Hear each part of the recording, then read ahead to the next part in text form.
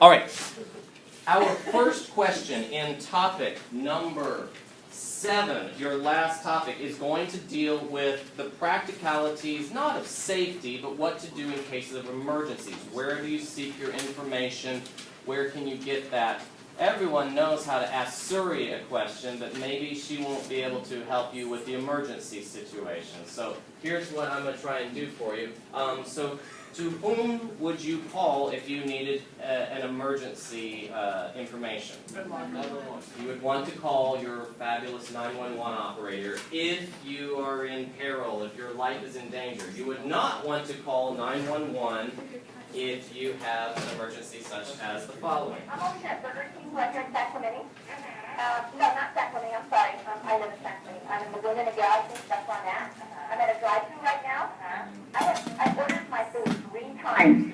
They're mopping the floor inside, and I understand they're busy. They're not even busy. Okay, I've been the only car here. I asked them 4 different times to make me a Western barbecue burger. Okay, they keep giving me a hamburger with lettuce, tomato, and cheese, onions. I said, I'm not leaving. I want a Western burger because I just got my kids from Taekwondo. They're hungry. I'm on my way home, and I live in Sacramento.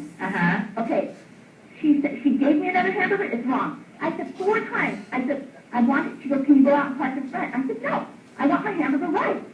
So then the lady came to the manager, whoever she is, she came up and she said, do you want your money back? And I said, no, I want my hamburger. My kids are hungry, and I have to jump on the cold freeway.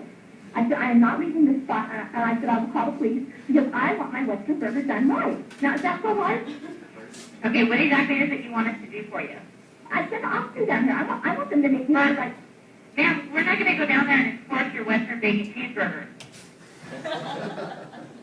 So, don't be the numbskull, the idiot who ends up on YouTube because you called 911 to get them to make your order right. Now this one is a good one. And if you have little ones at home, or if you are yourself using something that's hazardous and it exposes you, whether your skin or your body, you might keep this number handy. It's a very, very valuable number. And if you call 911, guess what they're going to reference you to in a certain situation like this? They're going to give you the poison control helpline. Exactly. 1-800-222-1222222.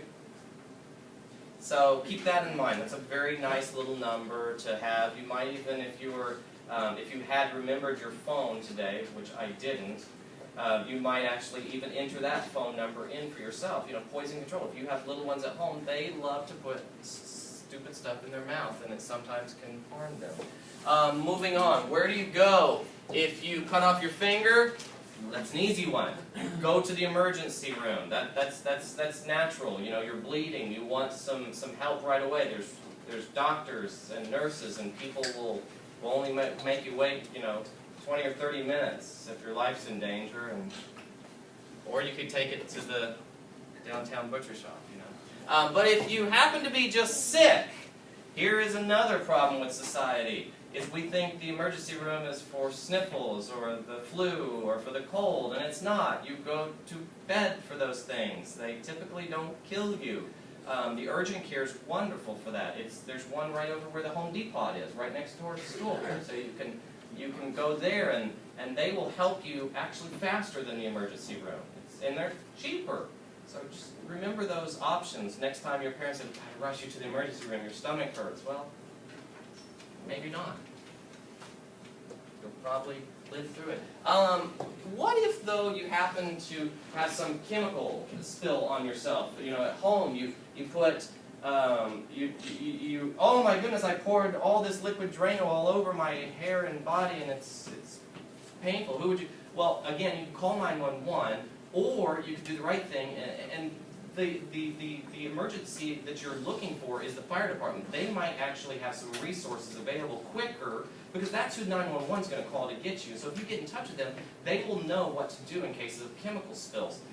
Or, your fabulous chemistry teacher who discourages you from texting them at any time. You could call that number that you don't know and talk with him or her, and maybe they might help you or something like that. But I'm not saying don't use 911. I'm just saying know your options that are out there. 911 is not your only option.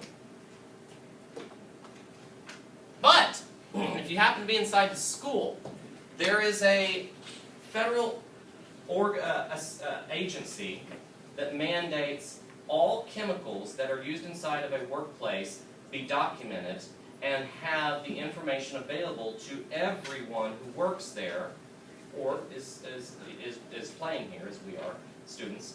And it's in a binder. It's called an MSDS. It's a Material Safety Data Sheet. And this federal agency is called OSHA, the Occupational Safety and Hazard Administration, and they require that we keep one piece of paper or one file, one document for every single chemical that is used inside this building. And that includes any of the cleaners that the custodial staff use. That includes, if you can believe it, even our dry erase markers have to have some form of documentation. What happens if a kid decides to suck or eat or chew on one of these things and it hurts their stomach? We have to know what to do. So you're saying, well that's really good and well. Where do I find this? We'll tell you that in just a second. What information would be inside this? Let me impart that wisdom to you. If you were to look at this MSDS, or you might glance at the one that you picked up at the beginning of class. I gave you one for a particular chemical to help you with tonight's homework. The MSDS would have the obvious stuff, the name of the chemical, who manufactured it, what it's made of, and then it starts to go into the hazards. What happens if I spill it on my skin? What's going to happen to me? How do I clean it up? What happens if I spill it on the floor? What do I need to do to clean it up? What happens if I breathe it? What happens if I drink it or eat it? It has all this information. And coupled with that too, it also gets down into the nitty-gritty and tells you how much of it is lethal. It tells you how much of it is going to be harmful to your body, what it's going to do to your body. So it will specifically tell you the ramifications of ingesting this and stuff.